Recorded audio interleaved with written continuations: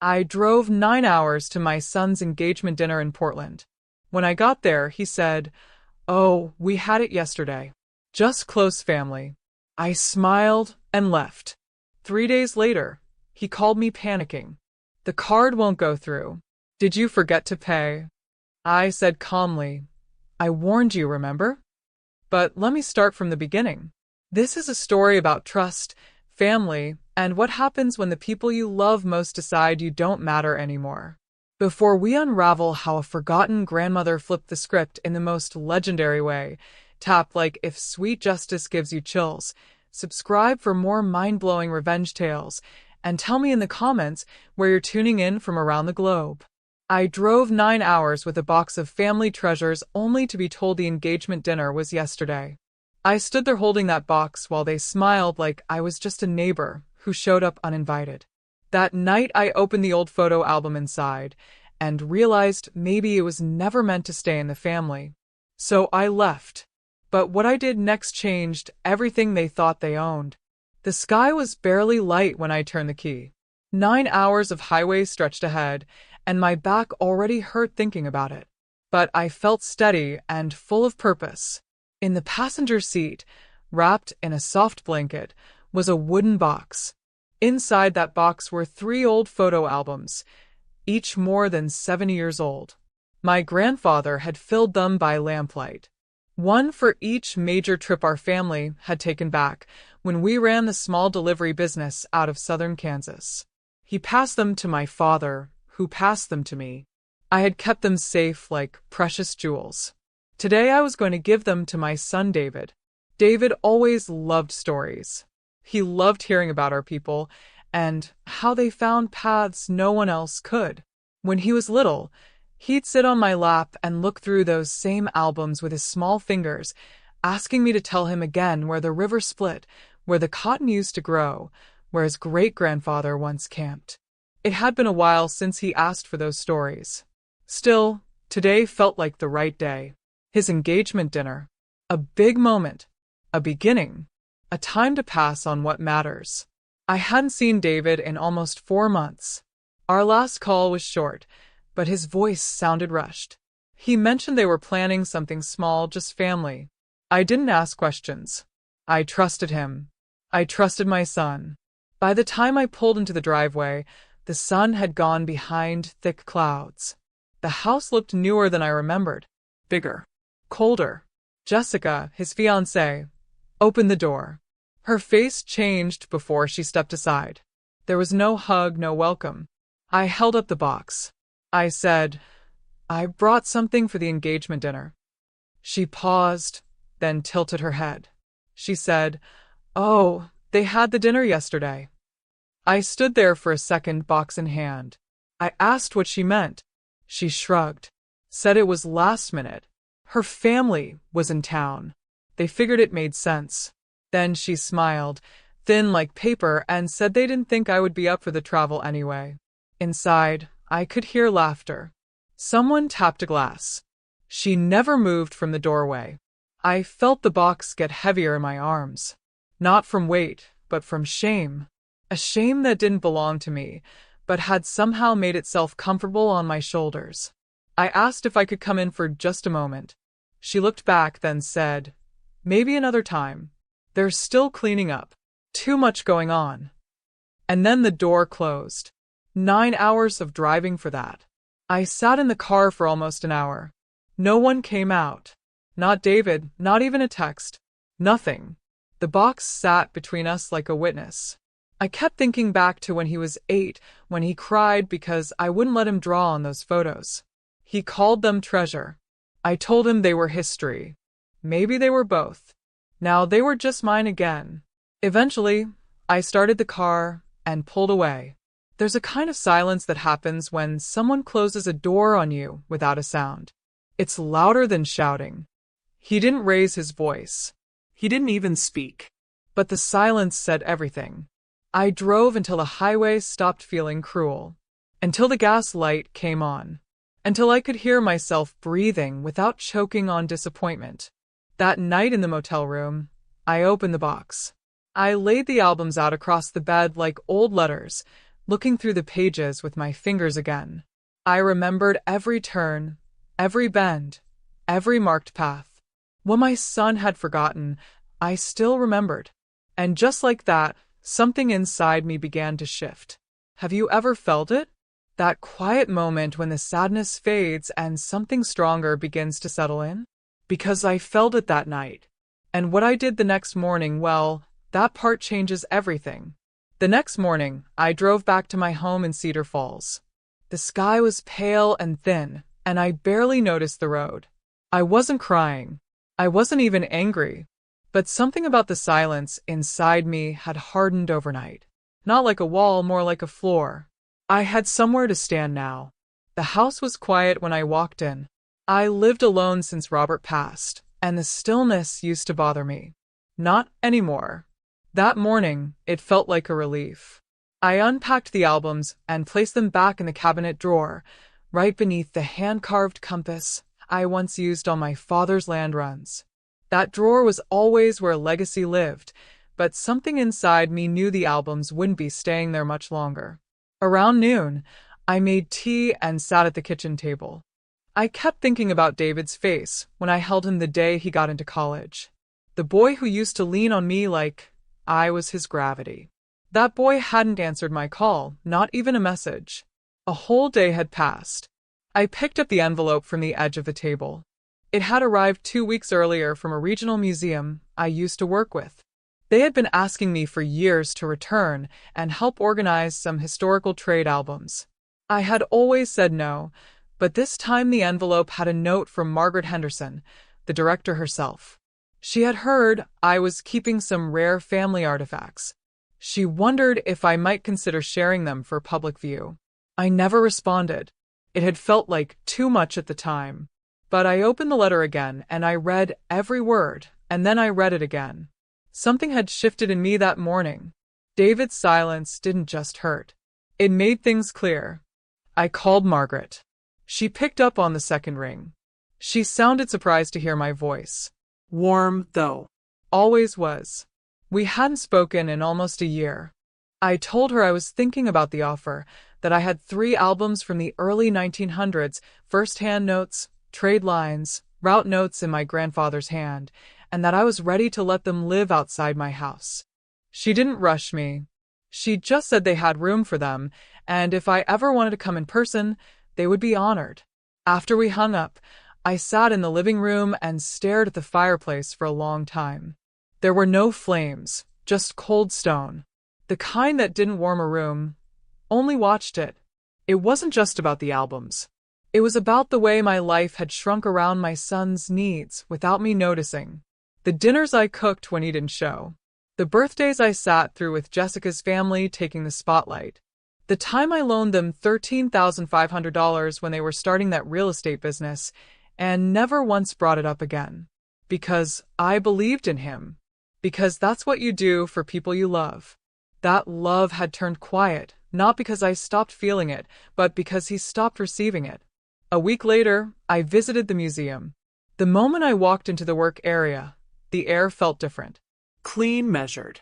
There were tables with gloves and magnifying glasses, walls lined with artifacts, volunteers working silently but purposefully. No one here was pretending to care. They were here because they already did. Margaret greeted me with a long hug. She didn't ask questions. She only led me to a room labeled Private Collection Intake. Inside, I laid out the albums. I watched her fingers trace the edges with respect. Not one word about value, not one word about worth in dollars, only worth in time, in story, in people. She asked if I would be willing to record a short history, something to go with the display, maybe even talk to some of their students. I said yes before I had time to second-guess it. When I drove home that evening, the town felt warmer. Same buildings, same trees.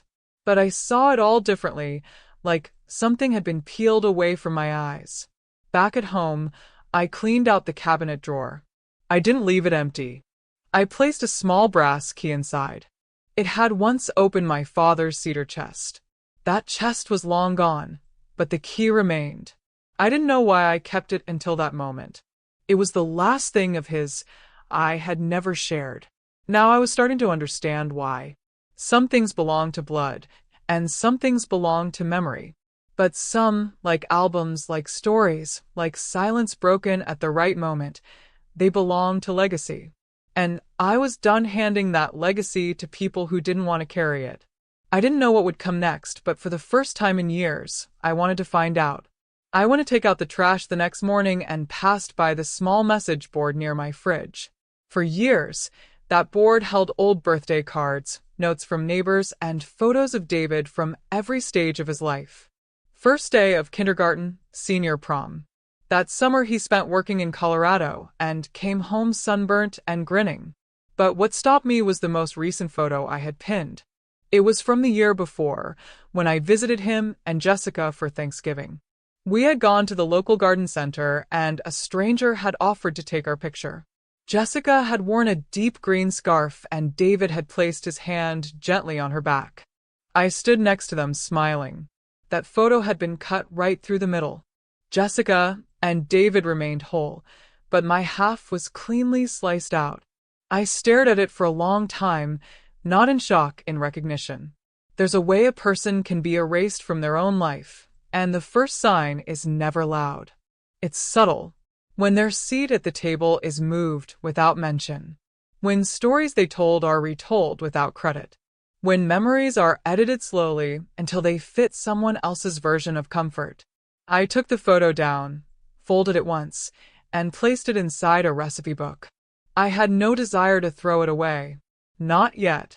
Later that afternoon, I went to mail a small package to the museum. Margaret had requested a copy of a journal my grandfather had kept during his delivery travels. The post office clerk, Sandra, was a woman I had known for 20 years. She smiled and asked how David was doing. I smiled back, told her he was busy. Then I paused. I asked if she had time for coffee this week. She looked surprised but nodded. That was the first time I realized I didn't want to explain away what had happened. I just didn't want to carry it alone anymore. 3 days later, I met Sandra at the diner near the Old Town Square. She wore a rust-colored cardigan and carried a warmth that didn't rush. We sat near the window where the light made everything feel gentler. I didn't tell her everything, just enough. She listened, didn't offer quick comfort or empty words, just nodded as I spoke. Then she said something I didn't expect. She said it happened to her too. Her daughter had married into a wealthy family and slowly started pulling away. Calls became fewer. Visits stopped altogether. Then one day Sandra saw a Christmas photo online. The entire family standing in front of the tree. Except Sandra wasn't in it. She had hosted that year, cooked everything, cleaned, paid for most of it, and still she didn't belong. We sat in silence for a moment. Then she said that grief wasn't always about death. Sometimes it was about still being alive while someone chose to forget you. That stayed with me. When I got home that evening, I found an envelope wedged between the screen door and the frame. No return address, my name written in familiar handwriting. Inside was a wedding invitation. David and Jessica set for 2 months from now in Oregon. There was no note, just the invitation, crisp and white. And at the bottom in tiny print were the words, ceremony only, no reception. I stared at it for a long time. This was not forgetfulness. This was precision. I hadn't been told about the engagement dinner. Now I was being invited to a wedding where there was no room for a seat at the table. And still something in me didn't shatter. Instead, it became clear. I pulled out a box from the hallway closet. Inside were receipts, emails printed years ago, and a thin binder labeled Family Finances. I had started that binder back when Robert got sick to make sure David understood where things stood. Page after page, I reviewed what I had given him over the years. 2 loans. The first was $13,500 to start their first real estate flip. The second was $29,000 when they fell behind on property tax and nearly lost the house in Flagstaff. Both unpaid, both undocumented, because I trusted him. At the bottom of the stack was a copy of the title transfer for the lakeside cabin we owned. Robert and I had signed it over to David 5 years ago, believing he would preserve it, but they had sold it 8 months later, used the money to invest in a renovation in Austin. I had found out through a friend who worked at the county office. I never said a word until now. I pulled out a fresh folder and began organizing the documents, not because I planned to fight, because I was done forgetting, done pretending, done letting other people decide the story of my life. By the time I finished, the sun had dipped low behind the pine trees. The kitchen was quiet again, but this time it wasn't hollow. It was focused, and something in me had started to wake up. Not anger, not revenge, just clarity. And the quiet rhythm of a woman finally putting her own name back into the story, even if that meant writing it from the margins first. What would you do if you discovered your own family had been slowly erasing you from your life? The answer might surprise you. The next morning, I woke up earlier than usual. I didn't feel rested, but I couldn't lie still. There was a quiet tension under my skin, like something was waiting to be noticed. The house was still. Coffee brewed while the sun tried to rise behind gray clouds. I sat alone in the kitchen, staring at nothing in particular until my eyes landed on the utility closet. That closet had been mine, not just a place for old tools and light bulbs, but where I kept things no one else thought to ask about. I opened it slowly. My hand reached for the safe at the back, the same one Robert and I bought when we sold our first plot of land. It wasn't fancy, but it was ours, and we trusted it more than any bank. It took me a second to remember the combination, but my fingers didn't hesitate. Inside were manila folders, each thick with paper. Some were dusty, some were clean, but one in particular stood out. A small folder labeled Mountain House. I opened it. Deed documents, handwritten notes. The cabin Robert and I had bought in upstate New York after my mother passed. It was a modest place, but it had meant something. A safe place. And it had always been mine. Paid in full with my inheritance. Then I saw it. A new page stapled to the back. A transfer of title. The property had been moved into an LLC. Not just any name. It said David Jess Development Holdings. My hands froze. My eyes didn't. I read every word. Date. April of last year. Signatures, witnesses, a notary I'd never met. And nowhere was there my signature. They had taken it without a word, without asking. I didn't cry. Not then. I just sat back in the chair and stared at the safe, at what else might be buried in the stacks of old paper. The shock ran deep, but beneath it, something else started to rise. I needed someone to confirm I wasn't imagining this, someone who understood legal documents better than I ever could. By noon, I was dressed and in the car. I didn't call David. I didn't text anyone. I drove past the town square and parked near a small law office with a faded green awning. Connolly and Associates. I remembered June Connolly, the founder. Her daughter Meredith ran it now. The receptionist was young, polite, and visibly surprised to see me. Within minutes, Meredith stepped into the waiting room, shook my hand, and led me to her office. She didn't offer small talk, just waited for me to begin. I told her everything from the moment I arrived at the house to the photo missing my face, the dinner I was never told about, and the deed to the cabin, transferred without my knowledge. She asked for the papers. I handed them over. Meredith read in silence. Her face remained calm, but her eyes darkened slightly.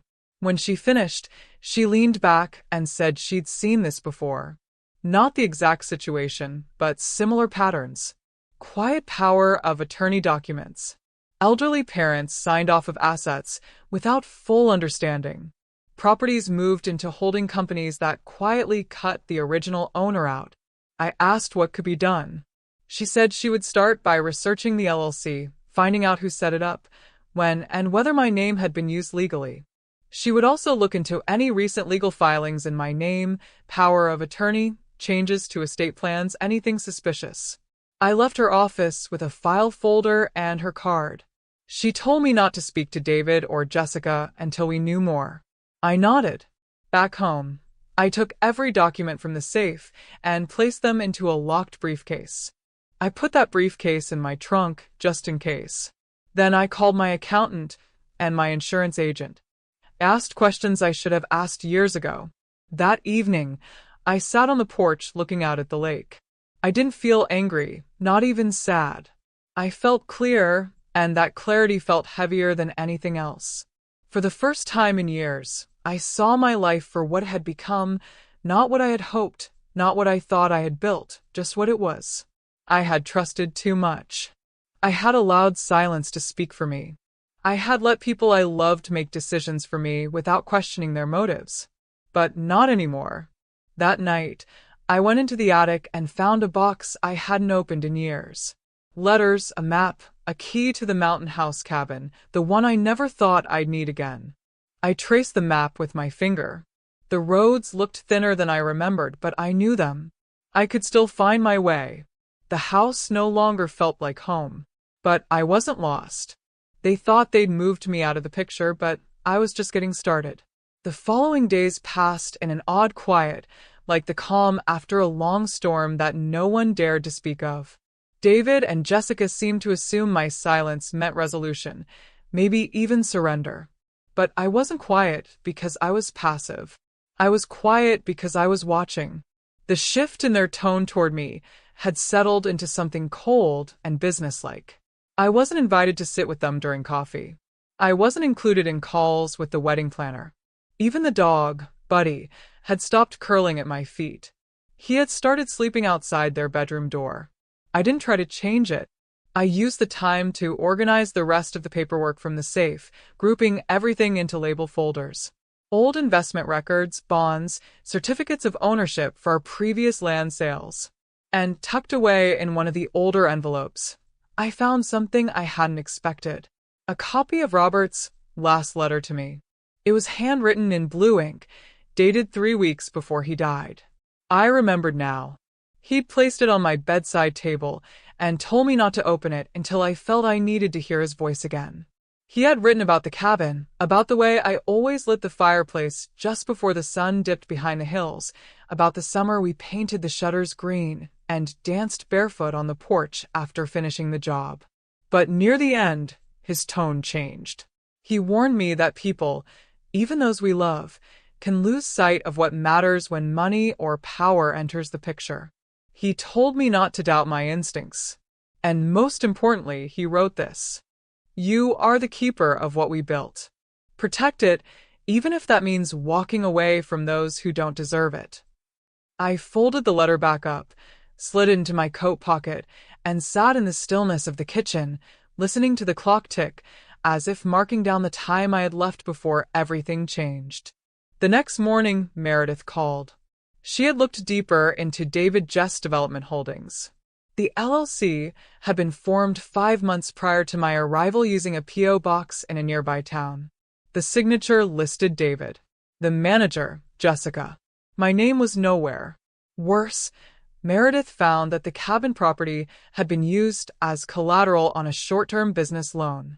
They had leveraged it to secure a down payment on a property I had never heard of, a commercial lease agreement tied to a venture in restaurant development, one that apparently was already in trouble. I didn't respond immediately. My hands felt numb, not from shock but from confirmation. They had gambled something sacred, something meant to outlast both of us in a scheme they never even bothered to share with me. Not only had they hidden the truth, they had used my trust as a platform to reach further than they ever should have. That evening, Jessica stood at the stove making something that smelled like rosemary and lemon. David was reviewing emails at the dining table. I came in carrying a box. It was filled with framed photos, ones I had removed from the upstairs hallway. Photos of birthdays, vacations, cookouts.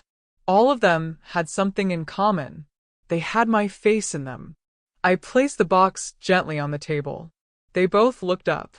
Neither said a word. I spoke clearly, my voice steady. I told them I'd be taking a trip upstate for a few days. I didn't explain more. I didn't invite conversation. I simply said I needed time away. Jessica asked if I'd be back for the wedding weekend. I said we would talk when I returned. I packed that night. One bag, 2 sets of warm clothes, the briefcase with every legal and financial document I had, and Robert's letter. I left early in the morning before the sun rose. I didn't leave a note. I didn't look back. What happens when a mother finally decides she's had enough? The answer will leave you speechless. The roads toward the mountains felt narrower than I remembered, but my hands moved with a sense of memory and certainty I hadn't felt in years. The trees were beginning to turn. Crisp air slipped in through the window. When I arrived, the cabin stood exactly as it had decades ago, weathered but strong. The porch creaked under my steps. I unlocked the door and let the dust greet me like an old friend. Inside, I lit a fire, opened the windows, and breathed. For hours I sat with nothing but silence and the warmth of the hearth. There was peace here, the kind you only recognize after you've been starved of it for too long. That night, I slept more soundly than I had in months. In the morning, I made tea and walked to the small mailbox at the edge of the gravel path. Inside, I left a letter addressed to Meredith. Inside it were copies of everything: the deed transfer, the LLC filing, Robert's letter, and a note from me. I asked her to move forward with a formal complaint. I asked her to prepare the necessary documents to dispute the legitimacy of the property transfer. I asked her to act not just as my lawyer, but as a witness to what I was about to reclaim. Because this wasn't just about land. It wasn't about money. It was about something much older and more fragile. It was about dignity. And I was done giving mine away. I returned to the city 3 days later, not because I missed them, but because I was ready. The cabin had done its work. It had reminded me who I was before I became someone's safety net, before I was someone to be tolerated, maneuvered around, and forgotten at the very table I once built. That fire crackling in the old stone hearth did more than warm me. It woke something up. Back in the house, Jessica didn't even lift her eyes when I walked in. David mumbled a hello without looking up from his laptop. Their lives had carried on, and mine had simply exited. That suited me just fine. I went upstairs, opened my closet, and removed the travel bag. Inside was a single folder thick with copies and notes, and the weight of proof. I took a photo of every page and sent them to Meredith. Then I sat at the edge of my bed, closed my eyes, and breathed. That night, I didn't cook. I didn't ask if they needed anything. I didn't speak unless spoken to. The change confused them, I could tell, but they didn't press. They were still too confident. A week passed. Meredith called with an update. She had filed a petition to challenge the legitimacy of the property title transfer. Since the LLC was created with hidden intent, and since I was never made aware of its existence, nor gave informed consent, there was ground to investigate for fraudulent transfer. The house was mine again, at least in the eyes of the law, temporarily pending full investigation.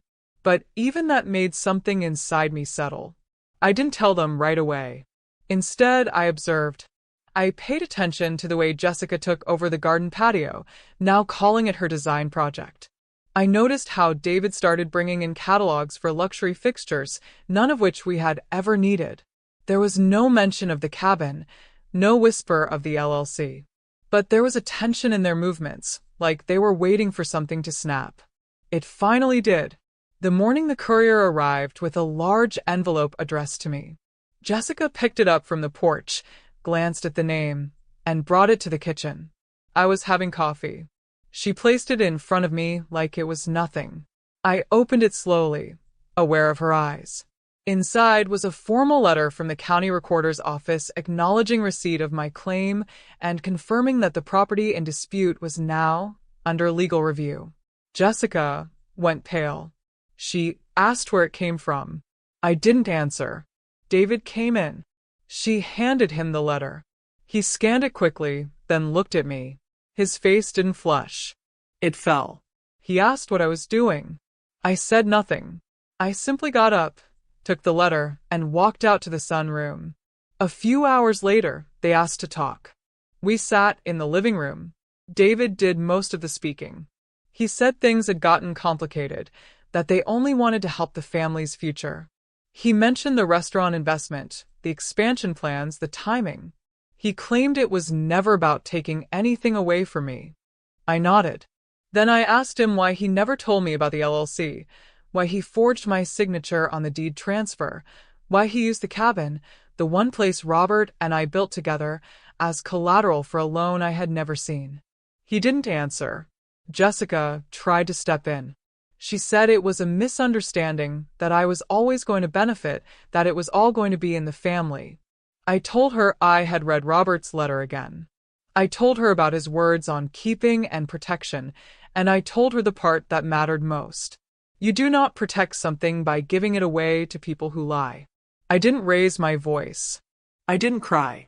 I simply told them I had retained full legal control of the property again, and that if they needed to find a new place to live, I could give them 60 days out of decency. David stared at the floor. Jessica stared at me. Neither said a word. And in that silence, I felt something unlock in my chest. Not relief, not triumph, something else. A quiet certainty. They had thought they were building something grand, but they never realized they had broken the foundation first, and I had just reclaimed the ground beneath their feet. The 60 days passed like a train through fog. Quiet, steady. I never had to ask if they were packing. Boxes began appearing near the stairs by the 3rd week. Jessica's garden tools disappeared from the patio by the 5th. The clatter of David's espresso machine quieted by the 6th. They moved as if trying not to disturb something fragile, as if silence would make it less real. I didn't gloat. I didn't press. I didn't remind them. I went on with my days as I always had. Early coffee, old books, short walks around the neighborhood. The air in the house shifted. Not tense anymore. Hollow. Sometimes I caught David staring at me like he wanted to say something, but couldn't find the words. Jessica avoided me altogether. We coexisted in rooms where nothing was spoken and everything was known. On the 32nd day, I received a phone call from Meredith. She had just gotten out of a conference with a real estate lawyer her firm trusted. He had reviewed everything, and his first words to her were, "This wasn't just an error. This was a long plan." The LLC had been created over 14 months earlier. David had filed it under a different name. His best friend was listed as the registered agent. Jessica's cousin, the one who always lingered too long at holidays, had signed as a witness. Every thread tied back to them. They had taken their time, moved slowly, waited for Robert to pass, waited for me to grieve, waited for the dust to settle. I wasn't just collateral. I was the last piece to be moved off the board. That night, I sat at the kitchen table with Meredith on speaker. She read through the affidavit draft. Her voice was calm, but I could hear the edge of anger underneath. She said we could file to reclaim full ownership of the LLC assets, to dissolve the fraudulent transfer. She said we had a case not just for property recovery but for punitive damages. I thanked her, and then I hung up the phone and stared into the dark window over the sink. My reflection stared back, older, yes, but no longer afraid. By day 42, David asked if he could speak with me privately. We sat in the sunroom, the same room where Robert used to nap with the Sunday paper folded across his chest. David cleared his throat, fidgeted with his watch. He said he hadn't meant for things to go so far. He said he thought he could manage it better than I could. He said the family needed someone to take charge.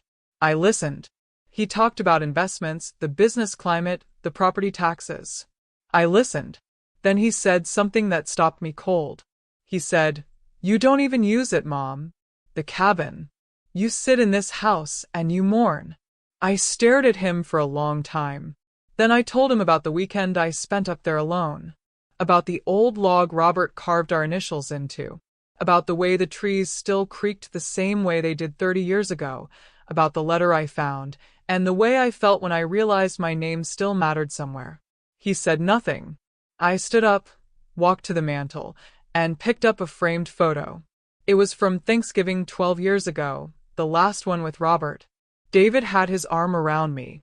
Jessica was smiling. It looked warm, real, but the woman in the photo had no idea what silence could hide. I handed the photo to him and I said, "This is what I thought we were protecting." I walked out of the room and didn't look back. By day 54, they had packed the last of their things. Jessica didn't say goodbye. She left a note on the kitchen counter thanking me for letting them stay as long as they had. She said she hoped one day I would forgive her. The handwriting was careful, almost childlike. David was the last to close the door. He paused at the threshold, looked around the house one last time. Then he turned to me and said, "I didn't know what I was becoming." I nodded. Then I closed the door. And for the first time in months, I locked it. That evening, I walked out to the backyard, sat on the old wooden swing Robert built, and listened to the wind move through the trees. The silence felt different now. It wasn't hollow anymore. It was mine. But this isn't where the story ends. What I built next changed not just my life, but the lives of countless other women who thought their voices didn't matter anymore. 2 weeks after David and Jessica left, the house began to sound different. Not quieter, but fuller. The silence now had a rhythm, like the ticking of Robert's old clock that I'd restarted, or the distant shuffle of squirrels on the porch roof in the morning. I had space again, space that wasn't haunted by tension. I started reclaiming corners of the house I hadn't touched in years. The sewing room, not for stitching, but for sorting old letters and clippings I had meant to organize. The attic, where Robert's war journals still sat untouched. Even the basement pantry, still lined with jars of pickled green beans and tomato sauce, some of them likely too old to eat, but filled with memory. But peace doesn't always last long. It was late Thursday morning when the knock came. I wasn't expecting anyone. I figured it was a delivery. But when I opened the door, I didn't see a package. I saw Grace, Robert's cousin. We hadn't spoken in years. Not since the funeral. She stood on the porch, bundled in a long tan coat, her silver gray hair clipped back. She looked smaller than I remembered and older, too. But her eyes hadn't changed. Sharp, unblinking. I stepped aside and let her in without a word. She didn't sit. She stood in the center of the living room, glancing slowly around. Then she said, "You know, I always liked you more than your sister-in-law." I let out a quiet laugh. Then she got to the point. "I heard about the transfer and the LLC. You might not know this, but Robert came to me before he passed. He told me he was worried David would try something. Said he wanted to make sure you stayed protected." I sat down slowly. She reached into her coat and pulled out a slim envelope. "He gave me this, said to hold it until I felt the time was right." I stared at it. The handwriting was Robert's neat blocked letters. She placed it in my hands, patted my shoulder, and turned to leave. "That's all I came to do. He'd want you to have it now." And just like that, she was gone. I didn't open the letter right away. I held it for a while, feeling the slight weight of it, as if it carried something heavier than paper. When I did finally slide my finger under the seal, I read it twice before I fully understood. Robert had created a second trust, not for David, not for any of the grandchildren, for me. He had transferred ownership of the cabin back to my name 2 months before he passed. Quietly, legally, it was mine. The LLC David created had never really owned it. The paperwork they filed, the transfers, they were built on a false premise. Robert's signature on their version of the deed was a copy, not the original. What David and Jessica had sold was nothing more than a mirage. The land still belonged to me. My heart pounded as I reread the final line of the letter.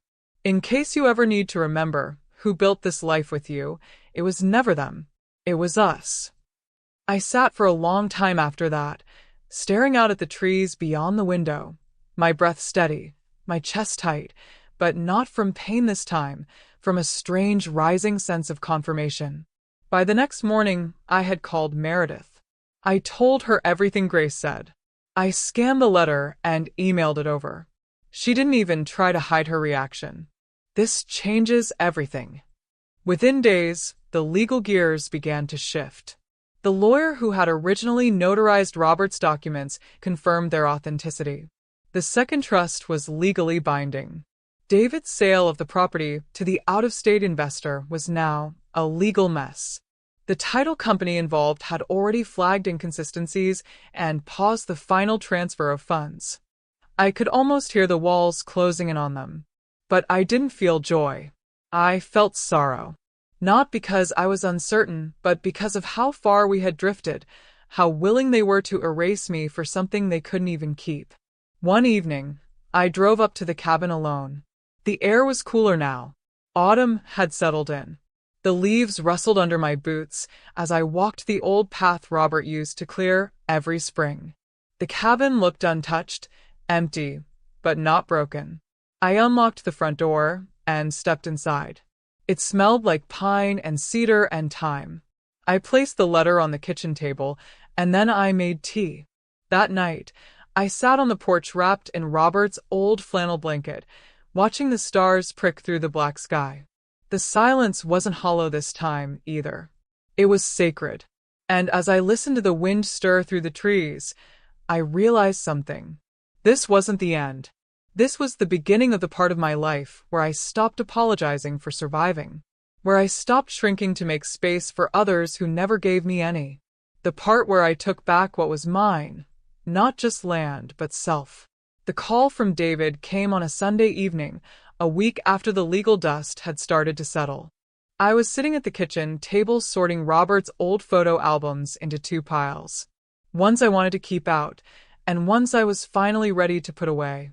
His name flashed across the screen, and I stared at it for a few seconds before answering. He didn't say hello.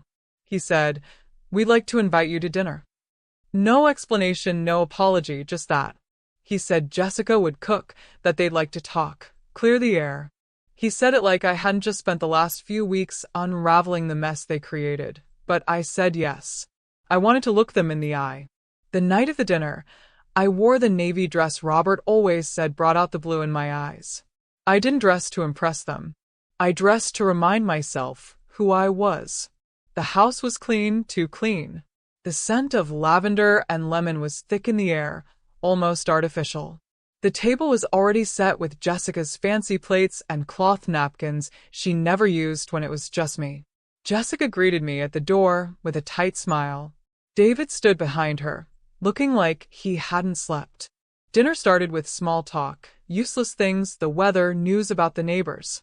Jessica mentioned a new yoga class. I let them talk. The food was fine, bland. But I ate every bite, slowly, calmly. Then David finally said it. "We've had a rough couple weeks. The cabin deal fell through. The buyer pulled out. Lawyers are involved. It's been stressful." He looked at me then, not directly, more like, just past me. "You probably already heard." I nodded once, then he said, "We wanted to let you know we're ready to move forward, to put this behind us as a family." It was Jessica who added the last part. "You're still welcome here," like she was extending some kind of grace. I placed my fork down gently and folded my hands. "That's very kind," I said, "but I brought something with me." I reached into my bag and slid the envelope across the table. Not Robert's letter. A copy of the legal filing Meredith had submitted that morning. The one that formally froze the assets of the LLC David created using my name. Jessica didn't touch it.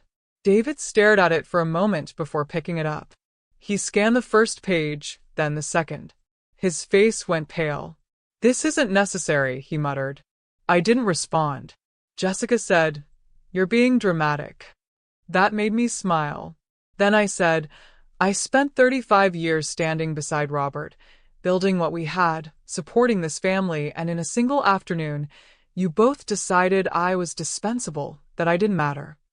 I paused and took a sip of water. "You sold something that wasn't yours, lied to do it, and you left me out in the cold." I leaned back in my chair. "So, no, this isn't about drama. This is about boundaries, consequences." David opened his mouth, but didn't speak. Then I said what I came to say. "You will no longer have access to any of my accounts. I have rewritten every document, the power of attorney, the trusts, the emergency contacts. Your names are no longer there. I watched the color drain from Jessica's face. The air in the room shifted. The polite performance dropped. I added, I don't do this out of spite. I do it out of necessity. For peace. I stood up and smoothed my dress. Dinner was lovely. Thank you. Neither of them moved. I walked myself to the door. No one followed. In the car, I sat for a moment before turning the key. My hands were steady. My chest felt light. When I got home, I made tea. I lit a candle on the porch, and I opened Robert's letter one more time, just to feel his words again. I slept soundly that night, and for the first time in months, I dreamed of nothing at all. Only silence. Full sacred silence. A week passed since the dinner. Nothing followed. No calls, no apologies, not even a card. But I didn't need one.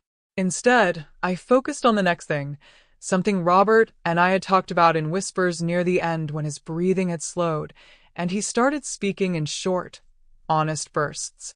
We should build something, he had said once. Something that lasts longer than any of this, longer than land, longer than names.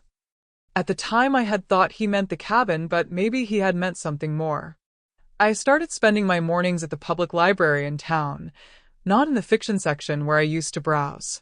This time I was downstairs in the little basement room where community initiatives were pinned to corkboards and city meeting notices curled under thumbtacks. I pulled out a folder I had brought with me. Inside were notes Meredith helped me draft. Legal frameworks, non-profit templates. I stared at them long enough that I stopped seeing the text and started seeing faces. Women, older women like me, women who had worked, who had given, who had been erased or silenced by the very families they built. I thought of Carol, the nurse who used to live down the street before her kids sold her car and moved her into an apartment complex an hour away from everyone she knew. I thought of Susan, whose daughter had tricked her into signing over her retirement savings, leaving her with a single bedroom in her own house. I remembered every quiet conversation I had shared with them on front porches and in grocery aisles, all the times they had said nothing while meaning everything. So I did it. I filed the paperwork. The Helen Foundation, named after my grandmother, a woman who raised 5 children on her own after the war and never once complained, even when she had every right to. The mission was clear: to educate and empower women over 60 who faced financial and emotional manipulation from their families. To provide legal clinics, skills workshops, and housing assistance to create something that let them reclaim the life they thought had already passed them by. Meredith introduced me to a retired accountant named June, who offered to help for free. June had once been pushed out of her own practice by her sons. She worked with precision and zero tolerance for nonsense. Then came Ellie, a widowed real estate broker who had lost her home when her stepson forged her name on a refinance application. She helped me scout a small office space right next to the bus station, easy for anyone to reach. Word spread quickly. At first, it was just nods from older women at the diner. Then came folded notes slipped into my coat pocket at church. Handwritten letters with no return address. Short, raw, brave. I read them all. I remembered them all. One letter came from a woman named Judith. She wrote, I gave everything to them, and now they say I imagined it all. I don't need much. I just want to feel like I exist. I carried her words with me for days. We hosted the first workshop on a rainy Saturday.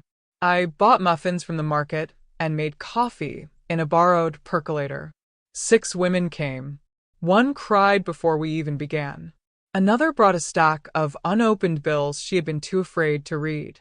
I didn't stand at a podium. I sat with them at eye level. I shared my story, not the whole thing, just enough. Enough for them to see I wasn't above them. I was beside them. At the end of the session, one woman stayed behind. She wore a burgundy coat and held a small photograph in her lap. It was her younger self with her husband laughing in the snow. She said, I haven't laughed like that in years. Then she looked up. but today came close. That night, I walked home in the cold.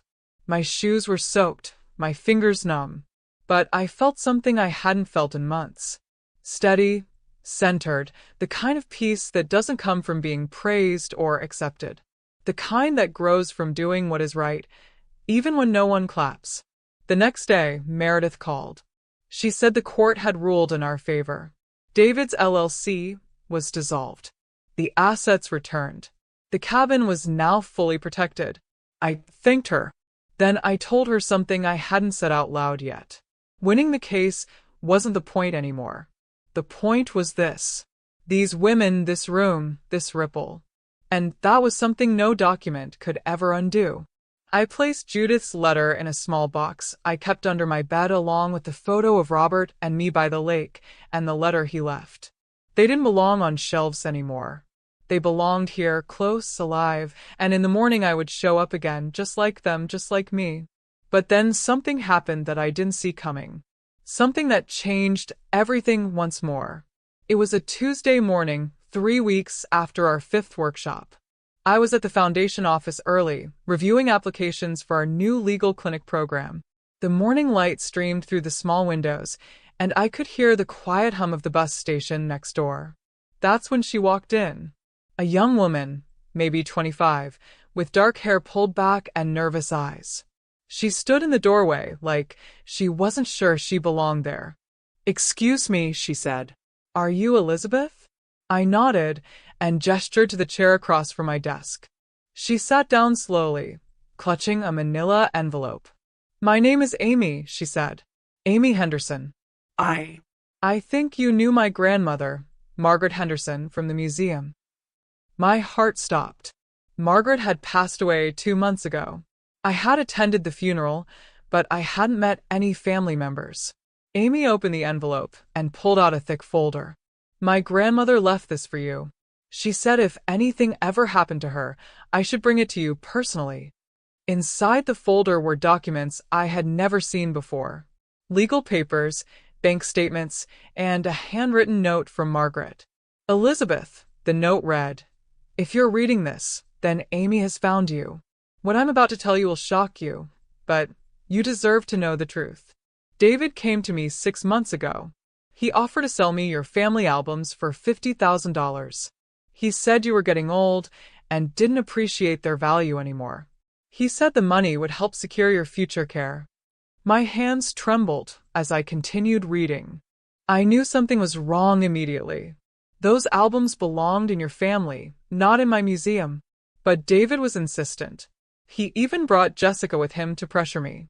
They said you had early signs of memory loss and that they were trying to protect you from making poor decisions.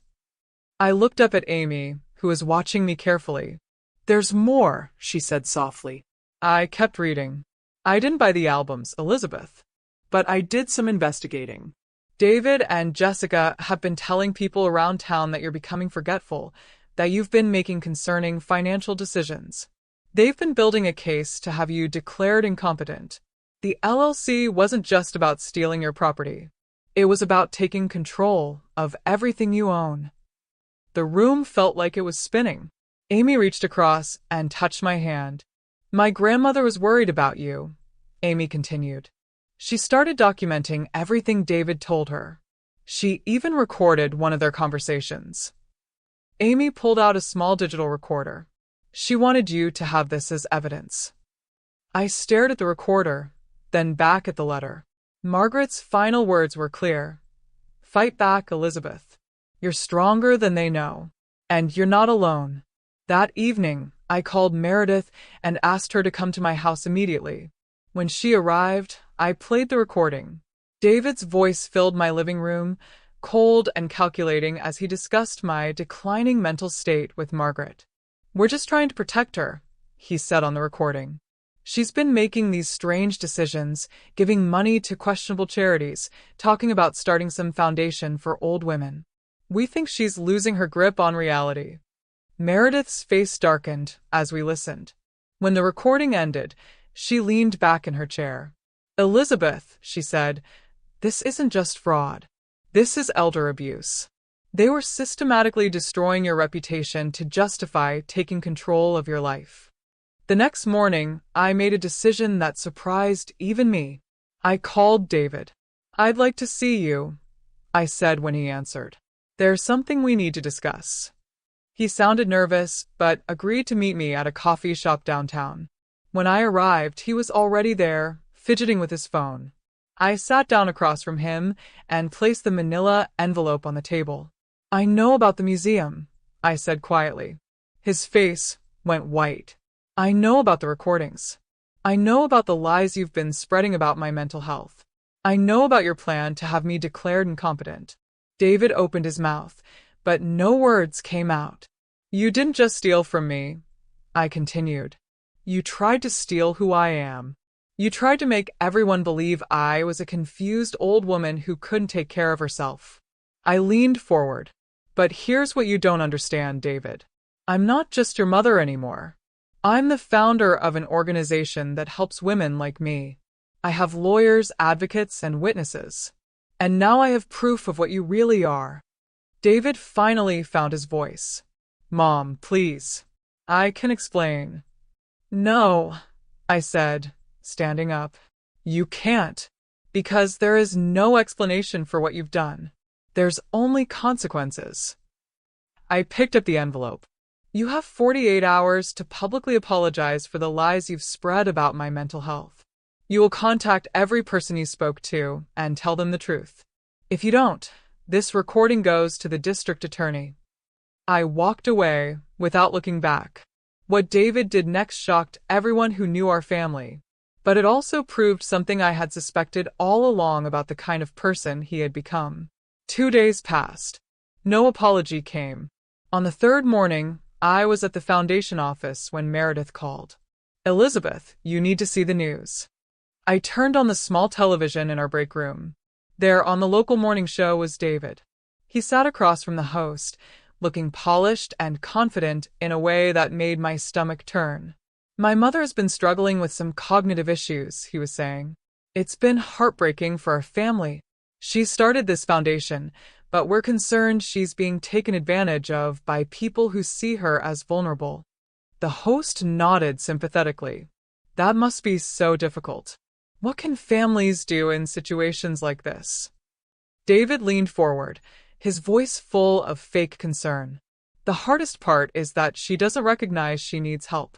She's given away significant amounts of money, made impulsive legal decisions. We're just trying to protect her while respecting her dignity." I stared at the screen in disbelief. He wasn't just ignoring my ultimatum. He was doubling down. But then something unexpected happened. The host's expression changed. "I'm sorry, Mr. Chin," she said, "but we've received some information that contradicts what you're telling us." David's confident smile faltered. "We have recordings of conversations where you admit your mother is mentally sharp. We also have documentation showing that you illegally transferred property that belonged to her. Would you like to respond to these allegations?" The camera zoomed in on David's face as the color drained from it. He stammered, trying to find words, but nothing coherent came out. "Furthermore," the host continued, "we've spoken to several women who attend your mother's foundation workshops. They describe her as sharp, organized, and incredibly helpful. This doesn't sound like someone with cognitive issues." David stood up abruptly. "This interview is over," he said, pulling off his microphone. But the host wasn't finished. "Mr. Chen, are you aware that elder abuse is a felony in this state?" The camera followed David as he stormed off the set. I turned off the television and sat in stunned silence. Amy, who had been watching with me, spoke first. "My grandmother would be so proud," she said softly.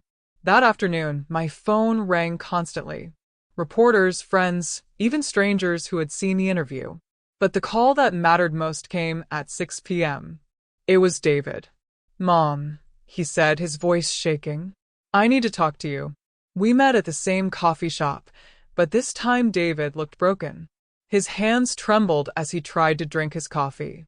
"I'm sorry," he said finally. "I'm so sorry for everything." I waited. "I don't know how it got this far," he continued. Jessica and we got caught up in trying to build something bigger. The restaurant, the investments. We thought we could manage your money better than you could. And when that didn't work, I said, you decided to destroy my reputation instead. David flinched. We never meant for it to go that far. But then the loans started failing, and we needed more time, and Jessica said, Don't, I interrupted. Don't blame Jessica. You made these choices. David broke down, crying then. Real tears, not the fake emotion from his television appearance. I've lost everything, he whispered. Jessica left this morning. She took half our savings and moved back to Portland. The restaurant deal fell through. The investors are suing us. And now, after that interview, he looked up at me with red eyes. I've lost you too, haven't I? I studied my son's face. This broken man across from me, was this who he had always been? Or had greed and desperation turned him into someone I didn't recognize? You lost me the moment you decided I was disposable, I said quietly. But you lost yourself long before that. David nodded, fresh tears streaming down his face. What happens now? He asked. I stood up, gathering my purse. Now you face the consequences of your choices. The district attorney has the recordings. The truth is public. And you have to live with what you've done. I paused at his table. But David, if you ever decide to become the man I raised you to be, the one who used to trace those old albums with wonder in his eyes, then maybe we can talk. Until then, I have work to do. 6 months later, the Helen Foundation had grown beyond anything I had imagined. We had moved to a larger space, hired 2 part-time staff members, and were helping over 200 women across 3 counties. Amy Henderson had become our volunteer coordinator, carrying on her grandmother's legacy in a new way. Judith, the woman who had felt invisible, now led our weekly support groups with a confidence that amazed everyone who met her. The legal case against David resulted in criminal charges for elder fraud and financial abuse. He pleaded guilty and received 2 years of probation, 500 hours of community service, and was ordered to pay full restitution. More importantly, his case became a model for prosecutors handling similar crimes. But the real victory wasn't in the courtroom. It was in the faces of the women who walked through our doors feeling powerless and left feeling strong. It was in the phone calls from daughters who had learned to see their mothers differently. It was in the ripple effect of courage spreading through families and communities. One afternoon, as I was leaving the office, I found a letter slipped under my car windshield. It was from David. Mom, it read, I've been working at a homeless shelter as part of my community service. Yesterday, I met a woman whose son had stolen her Social Security checks. As I listened to her story, I finally understood what I had done to you. Not just the money or the property, but the trust, the love, the respect. I can't undo it, but I want you to know that I'm trying to become better. I'm trying to be worthy of being your son again. I don't expect forgiveness, but I hope someday I can earn the chance to try. I folded the letter and put it in my purse. Forgiveness wasn't something I was ready for yet, but hope was different. Hope was possible. That evening, I drove up to the mountain cabin for the first time in months. The autumn air was crisp, and the trees were a symphony of reds and golds. I sat on the porch where Robert and I used to watch the sunset, and I felt something I hadn't expected. Peace.